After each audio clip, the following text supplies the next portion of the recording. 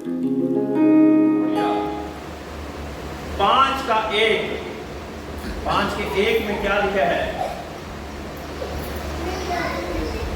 मसीह ने स्वतंत्रता के लिए हमें स्वतंत्र किया है, अतः इसी में स्थिर रहो और दासत्व के जुए में फिर ना जूतो।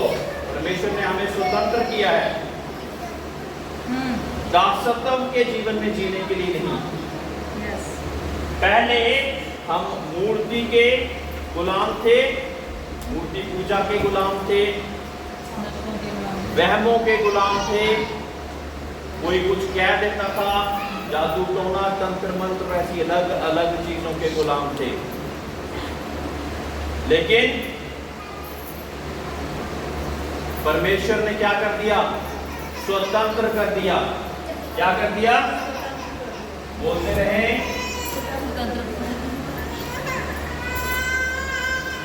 क्या कर दिया?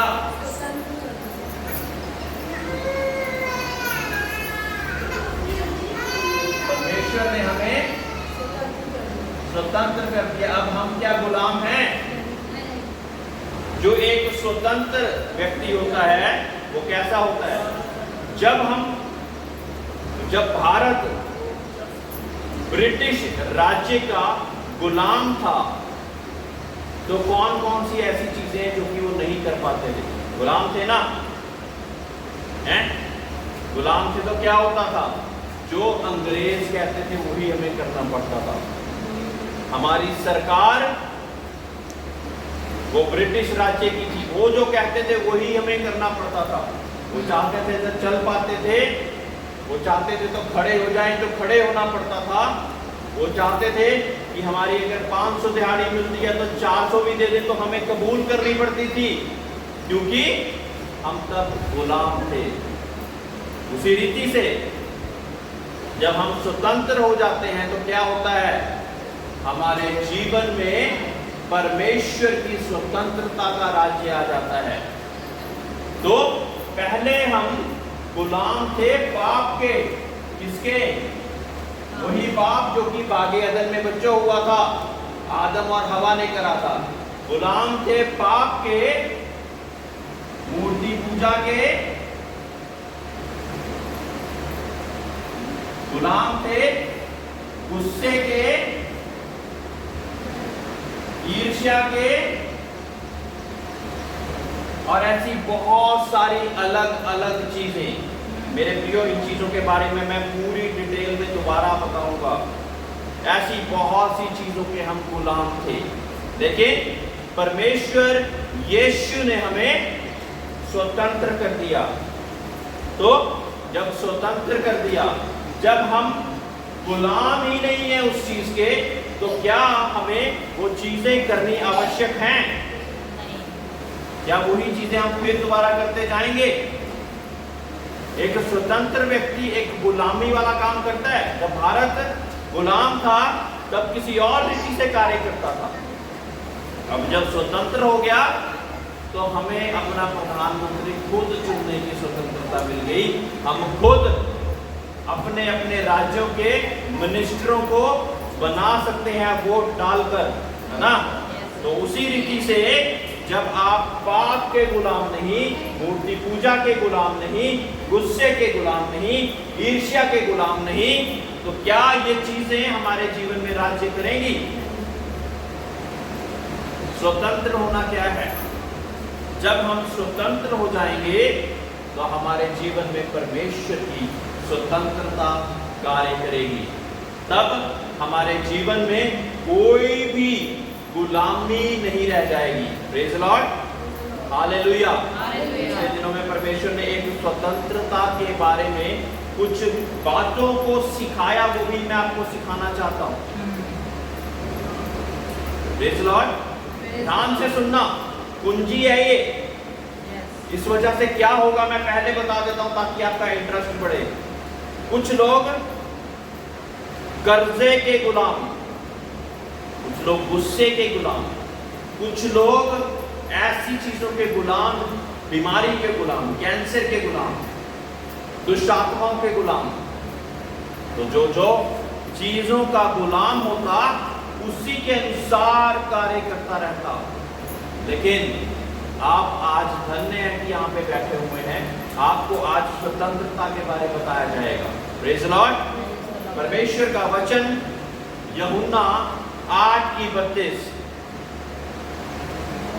यूहन्ना 8:32, सभी लोग बोले। यूहन्ना 8:32 में लिखा, क्या लिखा? तुम सत्य को जानोगे और सत्य तुम्हें स्वतंत्र करेगा। Praise the Lord. Hallelujah, hallelujah. अगली बार बच्चे लोग भी और बड़े लोग भी ये आयत सीख के आएंगे। यूहन्ना 8:32, ठीक है।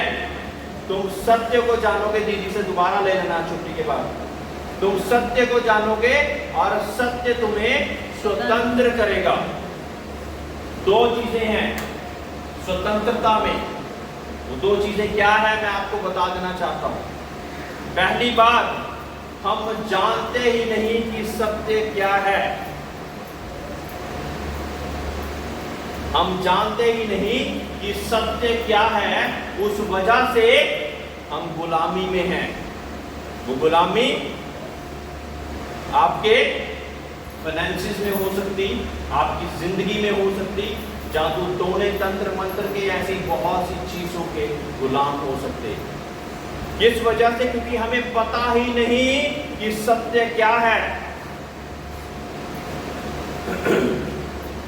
परमेश्वर यीशु मसीह ने क्या बोला कि मार्ग, सत्य और जीवन मैं ही हूं। तो तुम सत्य को जानोगे और सत्य तुम्हें स्वतंत्र करेगा। इसलिए प्रभु यीशु मसीह को जानना ही सत्य को जानना है। Praise the Lord, hallelujah. अब हम सत्य को क्यों नहीं जान पाते? वचन में लिखा हुआ कि संसार के प्रभु ने हमारी आंखों को, हमारे कानों को ऐसा बंद कर रखा कि आंखें होते हुए हम देखते नहीं, कान होते हुए हम सुनते नहीं, बुद्धि होते हुए हम समझ नहीं पाते। क्योंकि अगर समझ जाएंगे तो स्वतंत्रता आ जाएगी। Praise the Lord. परमेश्वर यीशु के नाम से परमेश्वर आपकी बुद्धि को खोले, आपके मन को खोले, ताकि आपके सामने से वो पर्दा हट जाए जो कि दुष्ट ने डाला, जिस वजह से आप स्वतंत्र नहीं हो पा रहे। पैसे में आशीष नहीं, गुलाम। नौकरी करते हैं छूट जाती, गुलाम। क्योंकि दुष्ट ने किसी चीज को बांध के रखा होगा। तुम सत्य को जानोगे, सत्य तुम्हें स्वतंत्र करेगा। कुछ लोग शराब के गुलाम हैं, सुबह रोते हैं हम नहीं पिएंगे, जैसे ही शाम ढलती हल्का हल्का जरूर याद आ जाता। और वैसे ही लोग हमारे आसपास मंडराते हुए नजर आने लग जाते, जो कि हमें फिर दोबारा वो गुलामी का कार्य करने के लिए विवश कर देते। लेकिन जब हमें सत्य का गहराई से पता हो जाएगा कि शराब पीने से मैं उस शरीर को, जिसको परमेश्वर ने मुझे दिया, जिसको ये कहा कि तुम्हारा शरीर पवित्र आत्मा का मंदिर है, उसको मैंने दूषित नहीं करना है। जब ये सत्य आपके तन मन हृदय में बस जाएगा तो क्या आप वो काम कर पाएंगे? फिर नहीं करेंगे। तुम सत्य को जानोगे, सत्य तुम्हें स्वतंत्र करेगा। पैसों में, कर्जों में डूबे हुए, नहीं पता कि उसकी आशीष कहां से पाएं, क्योंकि दुष्ट नहीं चाहता कि आपको पता लगे। वो चाहता ही नहीं, आपके सामने पर्दा डाल के रखा कि मेहनत करते रहो। कई लोग इतनी मेहनत करते लेकिन उनके पैसों में आशीष नहीं। कई लोग 10 कमाते वो खर्च हो जाते, 50 कमाते वो भी खर्च हो जाते, कुछ भी जुड़ता नहीं, क्योंकि नहीं पता कि स्वतंत्रता कहां से आएगी, वो आशीष कहां से आएगी जो परमेश्वर की स्वतंत्रता में है। परमेश्वर के वचन में एक छोटी सी बात बोल दी, 2 तो तुम्हें दिया जाएगा, जिस दिन इस बात के भेद को हम जान जाएंगे, अपने आप से हमारे जीवन में वो आशीष का द्वार खुलता जाएगा। आपको पता है, इस आशीष के द्वार को हमसे ज्यादा, मसीही लोगों से ज्यादा इस बात को सरदार लोग समझ चुके हैं। एक बार बोल दिया जाए ना कि शबील लगानी है या लंगर लगाना है, पता नहीं कहां कहां से बोरियां भर भर के लाशें लेके आ जाते हैं। किस वजह से? उनको इस बात का पता है, दो तो तुम्हें दिया जाएगा, जिस नाप से तुम तोलोगे उसी नाप से तुम्हारे लिए तोला जाएगा। इस बात के रहस्य को वो जान चुके हैं। दशवंत देना कौन है? मुझे कुछ साल पहले ही पता लगा कि ये बात सरदारों को भी पता है, सिख लोगों को भी पता है कि दशवंत देना कितना जरूरी है।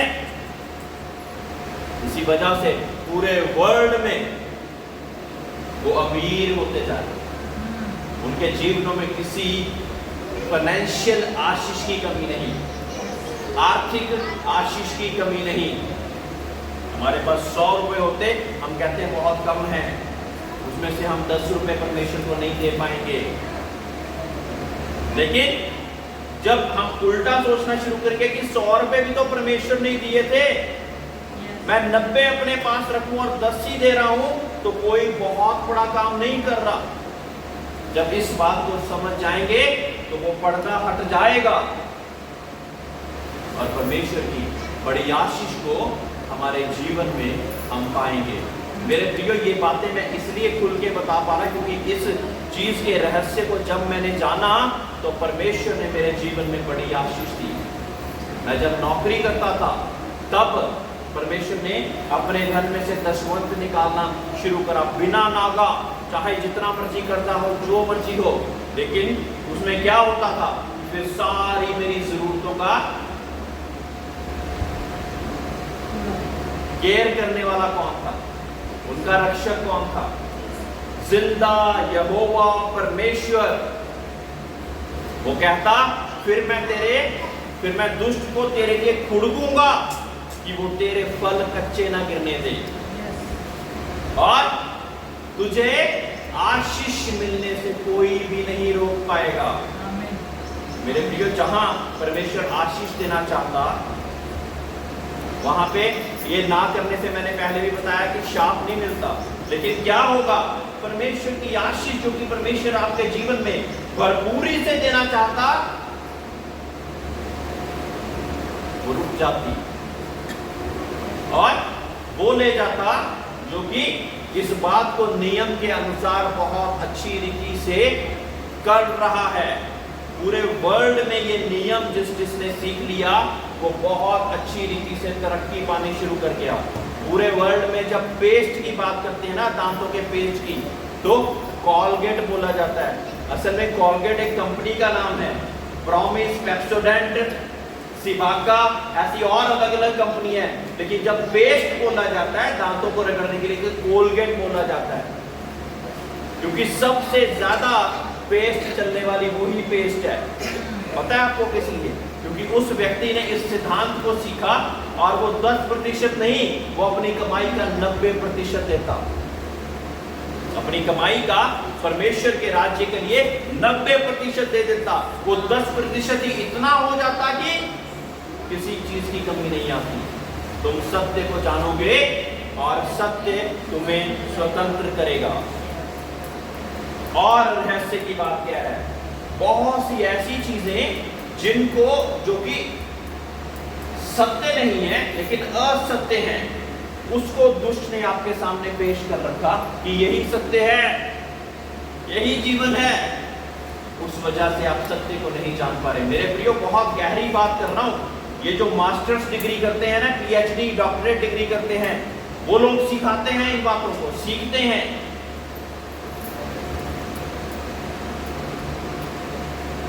जो ट्रुथ है, जो सत्य है, उसको असत्य करके आपके सामने पेश कर दिया, तो आप तो उसी को सत्य मान के उसी के आधार पर अपनी प्रार्थनाएं करते रहेंगे, उसी के आधार पर सब कुछ करते जाएंगे। अगर दुष्ट आपके सामने ये पर्दा लगा कर रखे कि गुस्सा थोड़ा करना कोई बात नहीं, ईर्ष्या करना तुम्हारे साथ भी तो लोगों ने करी, तुम भी करते जाओ। ये क्या सत्य है? सत्य नहीं है ये। लेकिन अगर ऐसा करते जाएंगे तो परमेश्वर की स्वतंत्रता के नीचे नहीं आएंगे, और परमेश्वर की स्वतंत्रता के नीचे नहीं आएंगे तो परमेश्वर से आजादी कैसे पाएंगे, स्वतंत्रता कैसे पाएंगे? तुम सत्य को जानोगे और सत्य तुम्हें स्वतंत्र करेगा। असत्य, शराब पीना, हल्का हल्का पीना ठीक होता है। कई पूरे वर्ल्ड में तकरीबन ये सोच के बैठे हुए हैं, कई लोग ये सोच के बैठे हुए हैं कि क्रिश्चियन लोग तो शराब पी सकते हैं। क्या है ये? असत्य है। असत्य हमें स्वतंत्र करेगा? नहीं, ये वचन में नहीं लिखा। सत्य को जानोगे और सत्य तुम्हें स्वतंत्र करेगा। मेरे प्रियो, आपकी एक प्रार्थना रिक्वेस्ट आप लिख लें और याद रखें, रोज इसको करें। परमेश्वर, मुझे तू अपने सत्य की जानकारी दे, मेरी बुद्धि को खोल ताकि मैं तेरे सत्य को जान सकूं, मेरी दिमाग को, मेरी बुद्धि को खोल कि मैं सत्य को जान सकूं। क्योंकि असत्य के अनुसार ही प्रार्थना करते जाएंगे तो स्वतंत्र कैसे होंगे? मेरे प्रियो, वचन में लिखा हुआ कि कम ज्ञान के कारण मेरी प्रजा नष्ट हुए जा रही है। मेरे प्रियो, परमेश्वर इस बात से बहुत ज्यादा दुखी होगा। पता ही नहीं कि क्या सत्य है, और असत्य को ही सत्य मानकर चलते जा रहे। हमारे सामने वो पर्दा है। यीशु के नाम से आपने प्रार्थना करनी है कि मेरे सामने से वो पर्दा हट जाए, मेरी आंखों से वो पर्दा हट जाए, जो पर्दा मुझे असत्य को भी सत्य बनाकर दर्शाई जा रहा। दुष्ट को क्या चाहिए? यह सत्य देकर आपको बंधुआई में ही रखे, गुलामी में ही रखे, और फाइनली आपको ढोल बजाकर नरक लेके जाए। परमेश्वर ऐसा नहीं चाहता। अगर परमेश्वर ऐसा चाहता होता तो आपको छुड़ाने के लिए वो स्वर्गराज को छोड़कर दुनिया में नहीं आता। मेरे प्रियो, स्वर्गराज इतना अच्छा है, इतना अच्छा है, जिसके बारे में परमेश्वर ने कहा, ना आंखों ने देखी, ना कानों ने सुनी, ना हमारे मस्तिष्क में वैसी बातें आई जो कि परमेश्वर ने उनके लिए रखी जो उससे प्यार और मोहब्बत रखते हैं। कौन कौन उन चीजों को पाना चाहता है? जोर से बोले, मैं पाना चाहता हूं। जोर से बोले, मैं सत्य को जानूंगा और सत्य मुझे स्वतंत्र करेगा। Praise Lord. बोलिए, प्रभु मेरी सत्य देखने की आंखों को खोल। सत्य देखने की आंखों को खोल। Praise Lord. हर एक असत्य का पर्दा मेरे जीवन से हटा दे। हर एक असत्य का पर्दा मेरे जीवन से ऐसी प्रार्थना आपने रोज करनी है। सिंपल है ना, कुछ ज्यादा मुश्किल तो नहीं लग रहा ना। मैं कोशिश करता हूँ कि बहुत ज्यादा सिंपल, साधारण तरीके से आप लोगों को समझाऊं। मेरी जो कॉलिंग, जो मेरी टीचिंग है, वो मेरे एक टीचर की तरह है। वो बहुत ज़्यादा गहराई के साथ सीखते हैं, वो एक साधारण उसमें नहीं सीख पाते। मैं उसको कम करते करते करते करते एक नॉर्मल लैंग्वेज में आपके सामने प्रस्तुत करता ताकि आपको सिखा सकूं। Praise Lord. क्या आज हम कुछ सीख रहे हैं? है ना? तो असत्य की दीवार को हटाकर परमेश्वर मेरे जीवन में सत्य लेके आ। इससे होगा क्या? हमारे कर्जे दूर, हमारे जीवन में जादू टोनों का अधिकार, उसकी गुलामी खत्म, बीमारी की गुलामी खत्म, बीपी शुगर की गुलामी खत्म, गुस्से की गुलामी खत्म, ईर्ष्या की गुलामी खत्म, पाप की गुलामी खत्म, मूर्ति पूजा की गुलामी खत्म। तुम सत्य को जानोगे और सत्य तुम्हें स्वतंत्र करेगा। हमें जानने की जरूरत कि हम सत्य की संतान हैं या असत्य की संतान हैं। जो मैंने विषय बताया वो जरूर जरूर उसके बारे में डेली प्रार्थना करनी है। देखना कितने बंधन खुलेंगे हमारे।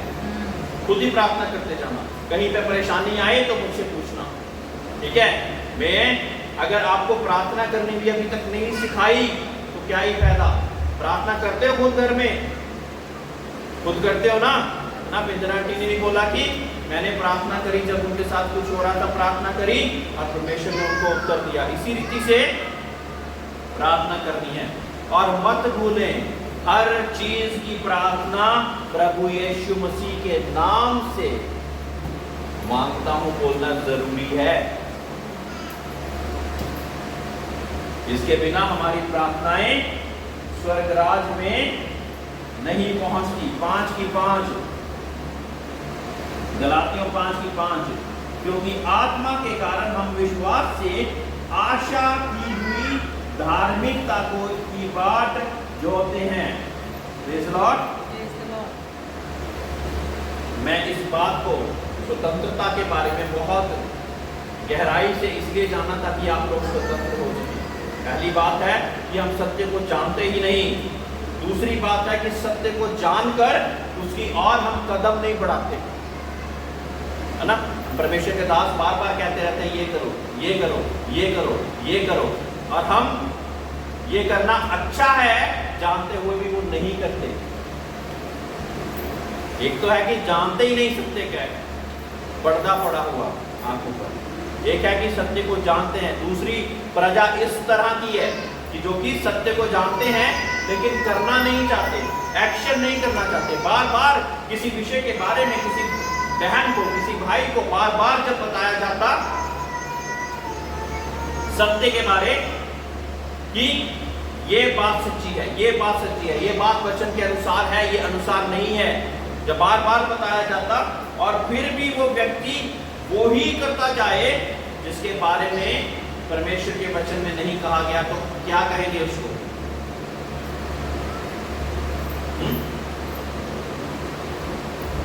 क्या कहेंगे?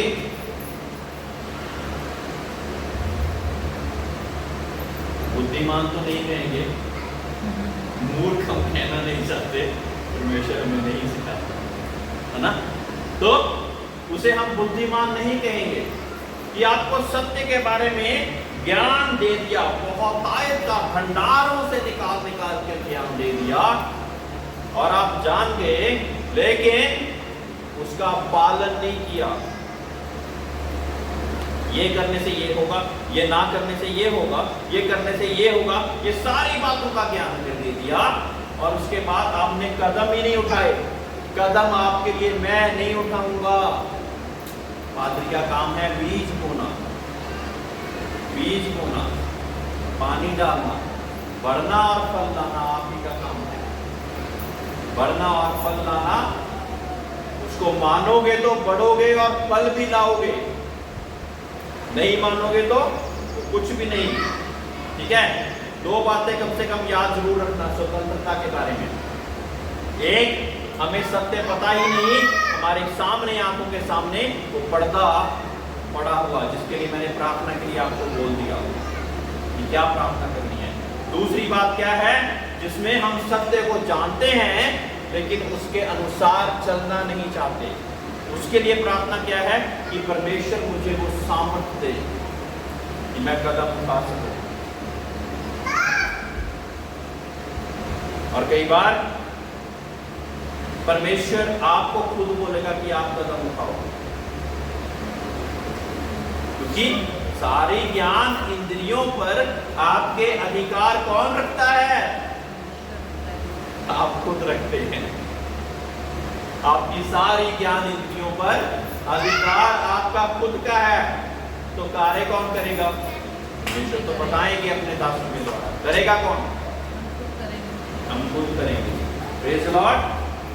अब हम आते आत्मा और शरीर की ओर।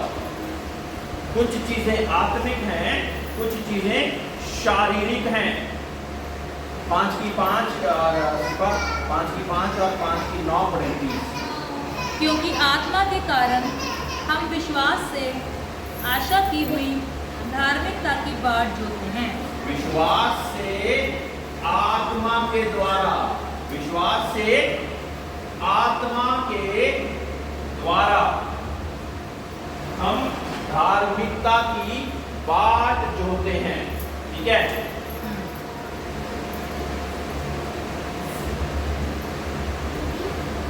आत्मिक और शारीरिक। जिसकी हिंदी में से अच्छी है मुझे माफ कर दे। थोड़ा सा खमीर पूरे आटे को खमीरा कर देता है। इसी रीति से थोड़ी सी शारीरिक बातें हमारी पूरी आत्मिक जिंदगी को तबाह कर देती हैं। कई लोग कहते संडे और फ्राइडे को चर्च जानेंगे लेकिन दूसरे गानों पे भी डांस करते रहे तो क्या ही फर्क पड़ता है। थोड़ा सा खमीर पूरी आत्मिक जिंदगी को तबाह कर देगा।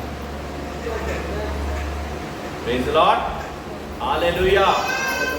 हमने 2 घंटे 3 घंटे प्रार्थना कर ली, अब बाहर निकल के कुछ गालियां भी दे दें, क्या फर्क पड़ता है। थोड़ा सा खमीर पूरी आत्मिक जिंदगी को तबाह कर देता है। पूरी आत्मिक जिंदगी को क्या कर देता है, तबाह कर देता है। Praise the Lord. 5:19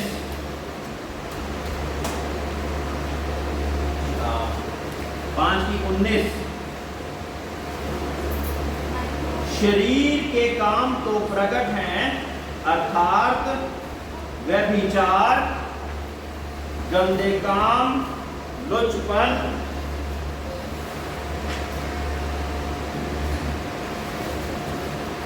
व्यभिचार, गंदे काम, लुचपन,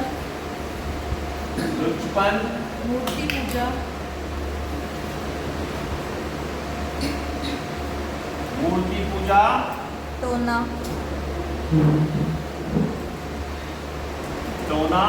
बैर, झगड़ा, ईर्ष्या,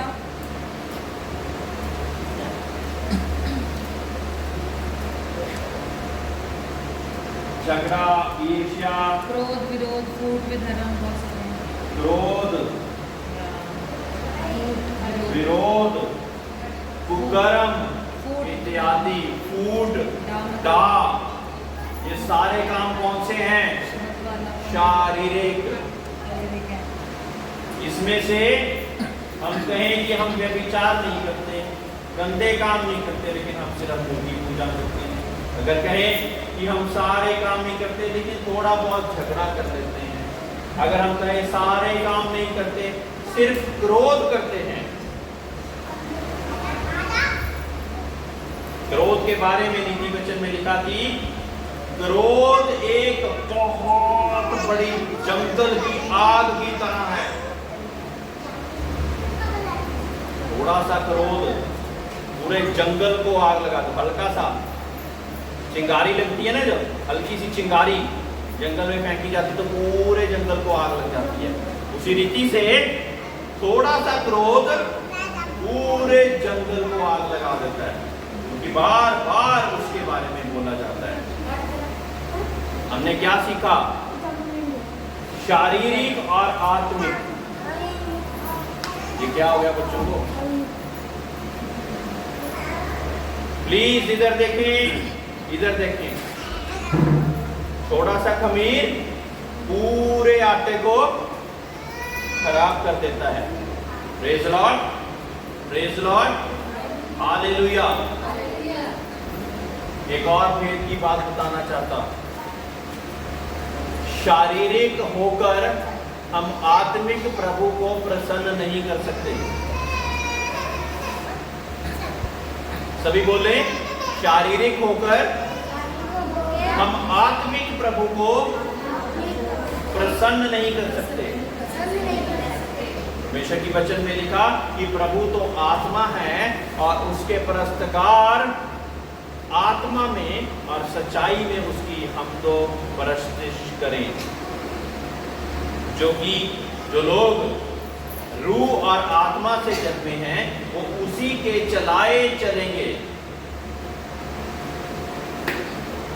वो आत्मिक कहलाएंगे। शरीर और आत्मा आत्मा एक दूसरे के विरुद्ध कार्य करती है मेरे प्रियो। शरीर आत्मा के और आत्मा शरीर के। तभी कई बार क्या होता कि हमारे अंदर ही कोई ना कोई ऐसा झगड़ा चली जा रहा, बाहर तो आ ही नहीं रहा। मैं ये करूं कि ना करूं, ये करूं कि ना करूं, ये करूं कि ना करूं, ये करूं कि ना करूं, और उसको जितवाना आप ही के हाथ में है। अगर आत्मा बलवंत होगी तो आत्मिक तौर से आप जीत जाएंगे। बोलिए, आप समझदार लोग हैं। अगर शारीरिक चीजें बलवान होगी तो वो काम आप शारीरिक कर बैठेंगे जिनके लिए परमेश्वर ने मना किया। Praise the Lord, hallelujah. तो आत्मा को बलवंत कैसे करना? दुआओं से, प्रार्थनाओं से, परमेश्वर के वचन के अनुसार दिन और रात, यहोशू 1:9 में दिन और रात परमेश्वर के वचन पर मैं मेडिटेट करता जाऊंगा, अध्ययन करता जाऊंगा, तो मेरी आत्मा बलवंत होएगी। अगर हम इन चीजों से अपने आप को भरते जाएंगे तो क्या मजबूत होगा? शरीर मजबूत होगा। क्या मजबूत होगा? शरीर मजबूत होगा। लेकिन अगर हमने आत्मा को मजबूत करना तो क्या करना पड़ेगा? हाँ, प्रार्थना। और बड़ी फेद की बात एक और बताने जा रहा हूं। अब आत्मा को बलवंत करने के लिए हमें समय देना होगा।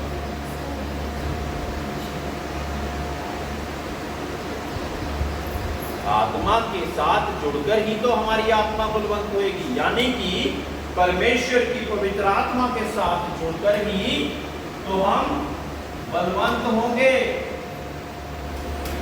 किसके साथ जुड़ के? परमेश्वर की पवित्र आत्मा के साथ जुड़कर हमारी आत्मा बलवंत होगी, और तभी हम समय दे पाएंगे। 5 मिनट नहीं, 25 मिनट नहीं, और ज्यादा डेली बढ़ाना है। 5 मिनट से शुरुआत तो कीजिए, कोई बात नहीं। सारी चीजों के लिए हमारे पास समय है, लेकिन अगर परमेश्वर के लिए समय नहीं तो हमारी आत्मा बलवंत नहीं होगी मेरे प्रियो। बहन ने बोला मैं पहले 4-5 बाइबल के चैप्टर पढ़ती थी, अब मैं 30-40 पढ़ पाती। किस लिए? ताकि आत्मा बलवान हो। आत्मा बलवान के बाद फिर ये सारे काम मेरे जीवन में आएंगे। ऐसे विचार आएंगे? नहीं आएंगे। दिन और रात सिर्फ इसको पुस्तक की तरह नहीं पढ़ते जाना, एक एक वचन को ध्यान से पढ़कर जब तक वो पूरे दिल में ना उतर जाए और उसके अनुसार आप चलना ना शुरू कर दें। 1000 वचन पढ़े, एक पे भी पालन नहीं किया, कोई फायदा नहीं। 10 वचन पढ़े, उसमें से 5 वचनों पे पालन कर लिया तो 50% आपने पालन कर लिया। Praise the Lord. इतना गहरा है ये परमेश्वर का वचन, इतना गहरा है। हम चाहते हैं कि हर एक व्यक्ति परमेश्वर के नाम से स्वतंत्र हो सके और आत्मा के चलाए चले। आत्मा के चलाए चलना क्या है वो बोलकर मैं खत्म करूंगा। आत्मा के चलाए चलना यानी कि आत्मा के द्वारा जन्म लेना। अभी हमने शरीर के, जब एक मनुष्य पैदा होता तो शरीर के अनुसार पैदा होता। एक पुरुष और एक स्त्री के संबंध के साथ एक पुरुष, एक व्यक्ति पैदा होता, पुरुष या स्त्री, वो शारीरिक रूप से पैदा होता। अब आत्मा से जन्म लेना क्या है? प्रभु यीशु मसीह के द्वारा जन्म लेना, यानी कि पवित्र आत्मा के द्वारा जन्म लेना। जब हम पवित्र आत्मा के द्वारा जन्म ले लेंगे तो ये खमीरी बातें हमारी आत्मिक शरीर को खमीरा नहीं करेंगी। तब हम परमेश्वर में बढ़ते जाएंगे, परमेश्वर में बढ़ते जाएंगे। प्रभु तो आत्मा है और उसके परस्तकार रूह और सच्चाई में उसकी हम तो परस्तिश करें। प्रार्थना करते रहिए कि परमेश्वर मैं तेरी आत्मा के अधीन में रहना चाहता हूँ, मैं तेरी आत्मा के अधीन में रहना चाहता हूँ, मुझे अपनी आत्मा के अधीन में रख। मेरे प्रियो, प्रार्थना ही नहीं करेंगे तो कहां से होगा? परमेश्वर को बोलिए लगातार, परमेश्वर में समर्पण करता, क्योंकि आप एक स्वतंत्र प्राणी हैं। बिना आपकी इच्छा के कुछ भी नहीं हो सकता। दुष्ट भी आपके जीवन में कार्य नहीं कर सकता बिना आपकी इच्छा के। इच्छा हम कैसे देते? अपनी स्वतंत्र इच्छा का गलत फायदा उठाकर, वैसे शब्दों को बोलकर, वैसी बातों को कर ओपन कर देते उस गेट को, उस द्वार को खोल देते, और फिर हमारे जीवन में ये सारी चीजें घटनाओं के रूप में आती हैं। Praise the Lord, hallelujah, hallelujah. मैं विश्वास करता कि आप बहुत सी चीजों को आज सीख पाए। प्रेज़ द लॉर्ड, जोर से हालेलुया बोल दें। मैं तो 1 घंटे से ज्यादा हो गया कि बोल रहा हूँ, आप थोड़ा सा जोर से बोल दें। हालेलुया। बच्चों की आवाज ज्यादा आ रही है ना, तो जितनी जरूरत बच्चों को है हमको भी है ना। तो परमेश्वर से आपने क्या दुआएं करनी है और कौन सी आयत सीख के आनी है अगली बारी, बच्चों ने भी बड़ों ने भी मैं बता चुका हूँ। ठीक है, आइए अपने पैरों पे खड़े होते हैं।